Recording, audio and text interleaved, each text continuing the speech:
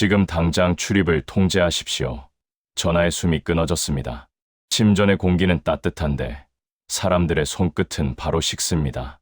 울음이 터지기 직전의 정적이 오히려 더 큰 소리처럼 귀를 때립니다. 이런 상황이 벌어진 데에는 아주 충격적인 이유가 있었습니다. 왕의 장례는 며칠로 끝나지 않았고 길게는 수개월 이어졌습니다. 그 시간을 버티려면 슬픔보다 먼저 시간과 부패를 이겨야 했습니다. 죽음을 확인하는 방식부터 차갑습니다. 기록에 따르면 입과 코 사이에 솜을 얹어 미세한 움직임이 있는지 살핍니다. 솜이 가만히 있는 순간 누군가는 아직 전화를 부르고 있는데도 다른 누군가는 이미 절차를 꺼냅니다. 한 사람의 마지막 숨은 즉시 국가의 일정표가 됩니다. 곡이 시작되면 옷과 머리부터 바뀝니다. 관과 겉옷을 벗고 머리를 풀고 소복을 갖추는 동안 얼굴은 점점 무표정해집니다.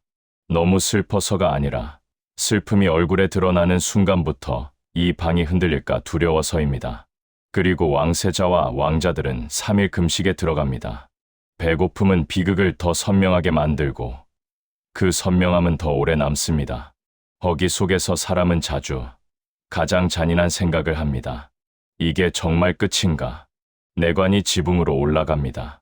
왕의 평상복을 들고 상위복을 3번 외친 뒤 아래로 던져 혼을 부릅니다. 그 소리는 기에서가 아니라 되돌릴 수 없음을 누구보다 먼저 아는 사람의 목소리라서 섬뜩합니다. 그리고 그날 밤 목욕이 시작됩니다. 시신을 씻기는 손은 정성스럽지만 정성은 위로가 되지 못합니다. 입에 쌀과 진주를 넣는 함, 얼음을 두는 설빙, 얼음이라는 단어가 이렇게 차갑게 들린 적이 있었나 싶습니다. 궁이 공포영화처럼 느껴지는 이유는 귀신이 아니라 사람의 몸이 시간에 지는 것을 모두가 알고 있기 때문입니다. 문을 열지 마십시오. 오늘부터 이 길은 함부로 드나들 수 없습니다. 첫날 밤이 지나자 궁은 더 조용해지는데 더 숨가 빠집니다. 누가 어디에 서 있는지, 누가 누구에게 보고하는지 눈빛이 먼저 확인합니다. 이런 상황이 벌어진 데에는 아주 충격적인 이유가 있었습니다. 국장은 초상 직후 끝나는 의식이 아니라 빈전과 도감과 살릉이 동시에 돌아가야 하는 장기 체제였기 때문입니다. 기록에는 빈전도감, 국장도감, 살릉도감 같은 임시 기구를 두고 인원을 차출해 업무를 나눈다고 합니다. 장례 준비지만 동시에 공백을 메우는 장치입니다. 왕이 비어있는 시간은 늘 위험합니다. 위험은 칼이 아니라 말에서 시작됩니다. 누가 먼저 알았지? 누가 먼저 움직였지? 말 한 줄이 사람을 살리고 사람을 끝냅니다. 등불이 늘어도 밤은 밝아지지 않습니다. 빛은 위로가 아니라 감시가 됩니다. 어디를 지나왔는지, 얼마나 오래 멈췄는지, 누구와 눈이 마주쳤는지 그런 것들이 기록되지 않아도 기억됩니다. 금식 중인 왕세자의 목은 자주 마릅니다. 침이 마르는 순간마다 울음도 마르는 것 같습니다. 울면 약해 보이고 안 울면 차갑게 보입니다. 이곳에서는 슬픔조차 평가받습니다. 그 평가가 가장 무서운 건 대놓고 악의적이지 않기 때문입니다. 모두가 나라를 위해라는 얼굴을 하고 있으니까요. 빈전 쪽은 발걸음 소리 하나가 크게 울립니다. 천이 스치는 소리, 매듭이 조여지는 소리, 그 소리들이 사람을 더 조용하게 만듭니다. 목욕과 설빙 같은 실무가 이어지는 동안 사람들은 입속으로만 같은 말을 되냅니다. 썩으면 안 된다. 말로 내뱉는 순간 불경이 됩니다. 둘째 날로 넘어가면 피로가 쌓입니다. 피로는 가장 먼저 말끝을 무디게 하고 그 무딘 말이 갈등의 씨앗이 됩니다. 그래서 궁은 더 예에 기대고 예는 사람을 더 조용히 만들며 조용함은 다시 공포를 키웁니다. 이 조용함 속에서 왕의 부제는 더 크게 울립니다. 내일 소렴이 시작되면 전하의 몸을 다시 모셔야 합니다. 그 말이 떨어지자 누군가의 눈이 한번 크게 감깁니다. 눈을 감는 건 기도라기보다 장면을 미리 보지 않기 위한 회피입니다. 이런 상황이 벌어진 데에는 아주 충격적인 이유가 있었습니다. 국장이 수개월 이어질 수 있었던 까닭은 시신을 정해진 절차로 보존하고 옮기기 위함이었기 때문입니다. 그중 승하 3일째의 소렴은 감정이 아니라 손으로 해야 하는 현실의 문턱입니다.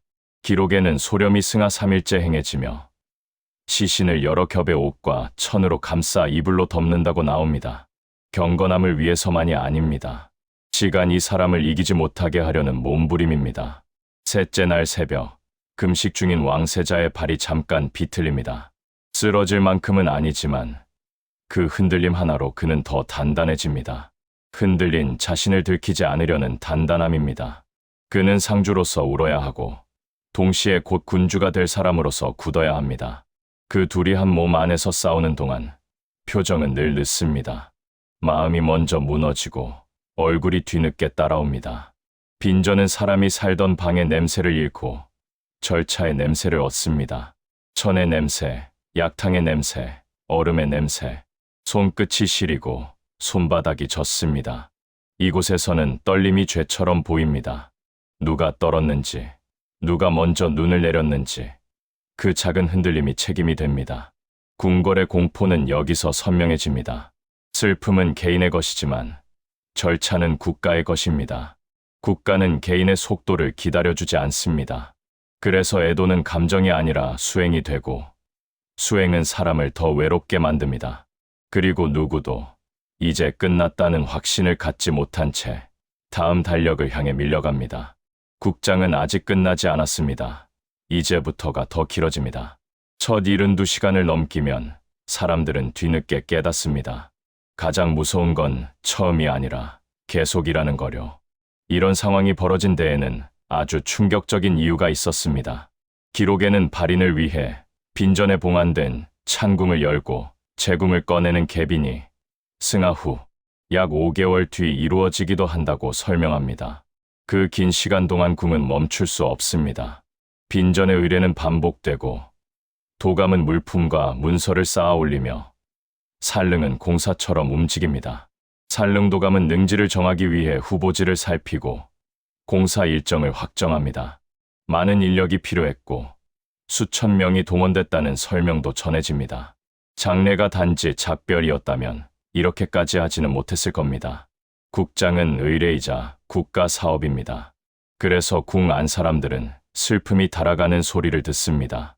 울음이 줄어드는 게 아니라 울음이 지쳐서 숨는 소리입니다. 피로가 쌓이면 말이 거칠어지고 거친 말은 다시 통제를 부릅니다. 통제가 강화될수록 사람들은 더 조용해지고 조용해질수록 소문은 더 멀리 퍼집니다. 왕세자에게는 특히 잔인합니다. 그는 상복과 예복 사이에서 눈물과 판단 사이에서 하루에도 몇 번씩 자신을 갈아입습니다. 밤에는 상주이고 아침에는 군주가 될 사람입니다. 그 사이 어딘가에 사람이 있어야 하는데 그 자리는 자주 비어 있습니다. 발인이 가까워질수록 물품은 분류되고 행렬은 설계됩니다. 한 번의 이동을 위해 수개월의 준비가 축적됩니다. 감정은 달아가는데 절차는 더 단단해집니다. 그 단단함은 위로가 아니라 무너지지 않기 위한 버팀목입니다. 발인 행렬이 국문을 나서는 순간 남은 사람들은 끝내 떠나보냈다는 사실을 견뎌야 합니다. 몇 달 동안 눌러 담았던 감정이 그제야 뒤늦게 몸을 흔듭니다. 이런 상황이 벌어진 데에는 아주 충격적인 이유가 있었습니다. 발인은 슬픔의 절정이면서 동시에 국가가 정상적으로 이어진다는 선언이기 때문입니다. 기록에는 발인에 앞서 빈전 문 앞에서 제를 지내고 행렬은 늦은 밤 궁을 떠나 능지로 향했다고 나옵니다. 장례 물품과 부장품, 시책과 시보가 각기 가마에 실려 대열을 이루며 동원 인원이 약 2,400여 명에 달했다는 설명도 전합니다. 불빛은 길을 만들지만 얼굴은 더 창백해 보입니다. 끈이 당겨지고 나무가 삐걱이며 발걸음이 규칙처럼 맞춰집니다. 어떤 이는 울고 어떤 이는 울지 않습니다. 울지 않는 쪽이 더 무섭습니다. 마음이 없는 게 아니라 마음을 꺼내는 순간 모두가 무너질까 두려운 겁니다. 왕세자는 끝까지 흔들리지 않는 얼굴을 선택합니다. 울음은 속으로 삼키고 표정은 기록될 수 있는 형태로 정리합니다.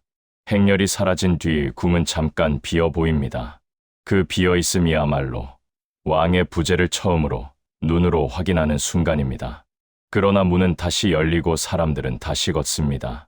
첫 72시간 동안 말이 금기가 되고 동선이 규칙이 되었던 것처럼 이제는 감정마저 관리의 대상이 됩니다.